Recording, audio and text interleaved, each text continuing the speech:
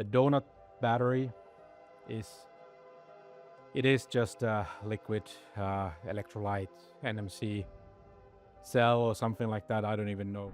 That's the CEO of Donut Lab, the company claiming to have built the world's first solid-state battery. The company that CATL called clearly fake, the company that Svolt's CEO called a scam. And he just admitted it? On camera? On April Fool's Day? No. He was joking, sort of. And what he said after the joke is actually worse than the joke itself. Section 2. What he actually said. 1. The fake confession. Those things, but we ordered a few cells from, was it Temu or AliExpress, something like that, in the fall last year, and then we really thought that let's do this big April Fools about solid states. The April 1st video kicks off with what looks like a scam confession. The tone is dead serious, right up until it isn't. Suddenly, without warning or build-up, it flips into a Q&A session. No segue, nothing. Just an abrupt shift. 2. The ambiguity defense. Well, they don't believe us on regular days, so I don't think the dates will make it any worse. They try to justify this by saying people don't believe them anyway. So April Fools serves as a sort of safe zone where they can speak more freely. That's the framing for everything that follows in the video. 3. The 100,000 admission. There are 2 batteries. What do you mean two? Like the theory that not all of the tests were done with the same cells? No, nothing like that. Of course they are the same cell. Next, they walk back one of their biggest claims. The famous 100,000 cycle number? It's not something they've hit yet, or even tested. Now, it's just a design target, a goal they hope to reach, not a figure proven in a lab. They admit that presenting it as an actual result, without making the distinction clear, fueled the skepticism. That matters because a lot of people took that number at face value, thinking it was something already achieved in real-world testing. 4. Gen 1 isn't final. Everything in the I Do Not Believe series, every VTT test, every episode, every single data point that you've seen so far, those results come from one battery. We call it version 1 or first generation or just V1 as stated on the cover of every VTT report we've put out. And then we have another battery called internally Gen 2 or V2 or just 2.0, which achieves way better results, or at least better results. There's more. The battery cells tested by VTT aren't even the production version. Those are Gen 1. Gen 2 is already underway. So all the supposed proof people point to is based on an earlier version, not the final product. The test results are legit, but they don't really tell us what the production version will do. 5. Season 2. Yeah, that's season 2. So after we're done with all the third-party testing on the current battery, we will do exactly the same with 2.0, just maybe less teasing and more action, but that has been the plan all along. Then the story takes a turn. Season 2 is announced, but there's no new lab data, no fresh validation. Just a continuation of this communications campaign around the battery. 6. The merch. Let's start, for example, from the OG I Do Not Believe hoodie. It's premium quality, built to last way longer than this series, which is for a very long time. And then we have the official skeptic cap for our most dedicated viewers. You mean you're selling a tinfoil hat? Then we have the energy density mug. Contents, of course, only under NDA. We really have something for everybody. Even for the most devout donut deniers, we have something for you. Our creative director has been really busy with this stuff. After that, they dropped the merch. $70 t-shirts, $141 hoodies. The reason? The campaign ran over budget, so now they're selling merch to fund the next phase of testing. Their argument is that testing will go on, but it's partly funded by people buying into the story. 1. Gen 3 tees. When this season ends, I guarantee today is going to make a lot more sense. And finally, a quick tease. Gen 3 shows up as some numbers scribbled on a notepad. 1,000 watt-hours per kilogram, 100 degrees Celsius charging, 1 million cycles. No technical explanation, no data, no proof. Just a hint at what they want to do next. So, here's where things stand. Gen 1 has been tested, but it's not the end product. Gen 2 is in the works. Gen 3 is just a concept. 100,000 cycles is officially just a goal. They haven't achieved it. Merch sales now help fund testing. All this gets presented alongside comparisons to companies like Toyota. Established names that share their chemistry, publish peer-reviewed results, and do the tough industrial validation before making big public promises. That's where the skepticism comes from. These guys play by a different rulebook, and people notice. Section 3. Why the joke matters. This whole thing only really starts to make sense when you see who's actually talking about Donut Lab outside their own promo circle. The word scam isn't just an empty insult anymore. Real players inside the battery industry are the ones using it. The CEO of Svolt Energy? He's already said, publicly and pretty bluntly, that Donut Lab's claims don't hold up at all. He didn't dance around the issue. He basically said there's no battery like the one they're describing, at least nothing that works in reality. And then there's CATL, not just a big name, but one of the biggest battery manufacturers around. Their people didn't waste words either. They called the claims clearly fake and said they break known engineering limits.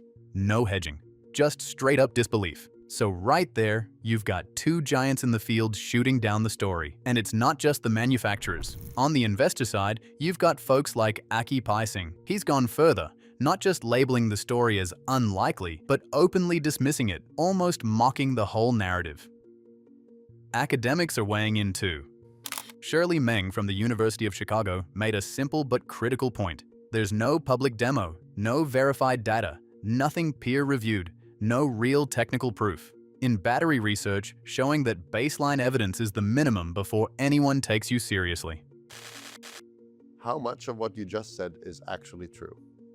Well, if I said all of it, many people, I guess, wouldn't believe me. That's just how it works nowadays. But on the other hand, if I say it's just April Fools, then at least the skeptics will think it must be true, right? Stack all that together, and it's pretty clear. The skepticism isn't coming from one direction. It's woven right through every layer of the field, which is what makes Donut Lab's April 1st video so weird. There's a person off screen saying that engagement metrics require continued ambiguity. So this is the marketing machine at play. Instead of confronting the growing criticism or tightening the technical argument, they roll out a staged scam confession right at the start. Maybe that's just marketing, but the timing is strange. Because the scam label wasn't born inside their own camp. It's what actual insiders are already calling them. No, just kidding. Just kidding. Yeah, no. Joking about it just blurs the lines between responding to real criticism and treating it like a meme. That's when people start questioning the whole setup. And underneath all this, there's the money angle. Investor talks already feature aggressive promises about huge short-term returns, wild multiples, big numbers that fuel even more suspicion. So you've got three things happening at once.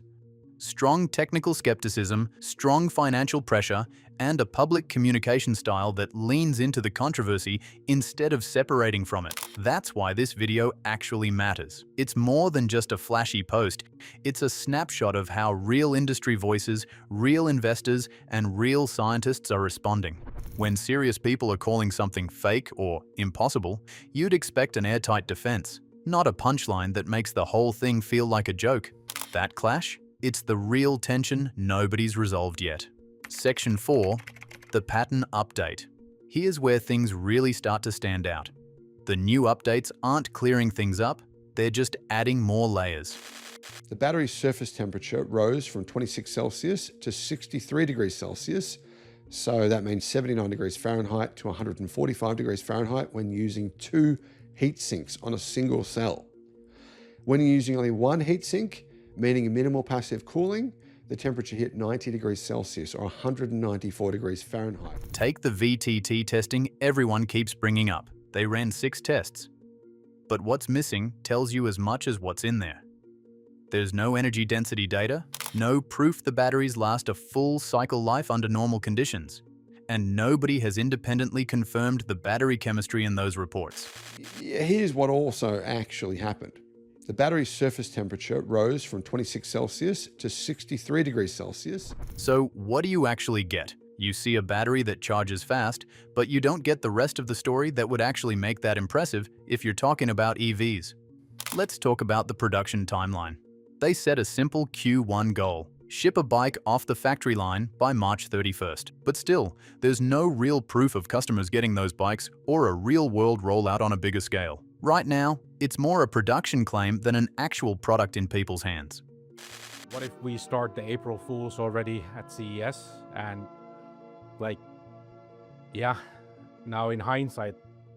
Now, about those new clarifications in that April 1st video. The 100,000 cycle figure? It's not a verified performance anymore. Now it's just a design target. That matters. It changes the number from "this is what our battery does" to "this is what we hope it'll do." Here's what he actually had to say. 1, he announced a second battery, a version 2 battery, which is way better. Right when we're waiting for all the data for the first one, they have a second battery. Now this kind of bugs me because it feels like that classic shell game where you're waiting for something and then there's something even better on the horizon. And here's another twist. The VTT tested cells, those aren't even the final product. That's Gen 1. There's already talk about Gen 2 as the next step. So you're left with this gap. The only independent testing happened on a version they're not even planning to sell. Any claim of real validation is already out of sync with where the product's supposed to be going. Then there's the funding piece, and honestly, this is where things start looking pretty strange for a company that calls itself a deep tech innovator. The VTT testing, the production, the editing, the equipment. We do this every single week, and we are only halfway through or something like that, and we are already over budget. So yeah, we decided to sell merch, and we really hope people like them. Now they're selling merch. $70 for a t-shirt, $140 for a hoodie, all pitched as a way to help fund more testing because they ran over budget. And that sits beside earlier reports of around 25 million euros in seed funding.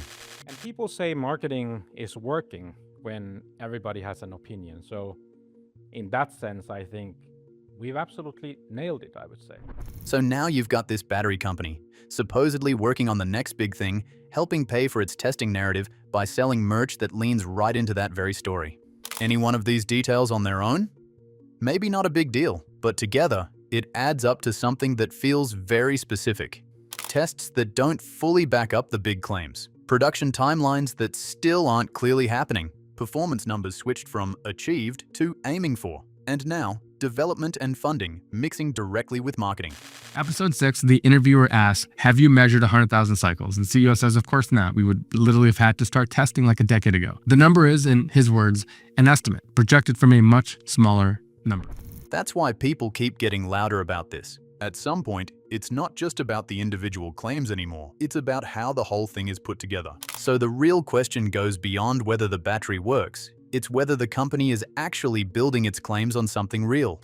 I thought it was too much filler and not enough science. If you give me a good amount of science, I'll tolerate the rest of it.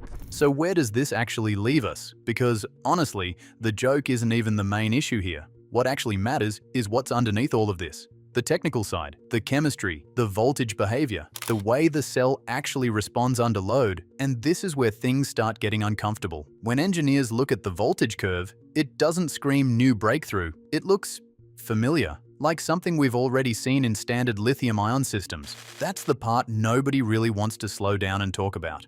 So in the next video, we're not talking about statements or announcements anymore. We're going straight into the data, the electrical behavior of the cell itself. Because if that behavior doesn't match what they're claiming, then everything else becomes a lot harder to defend. The hype, the numbers, the story, all of it.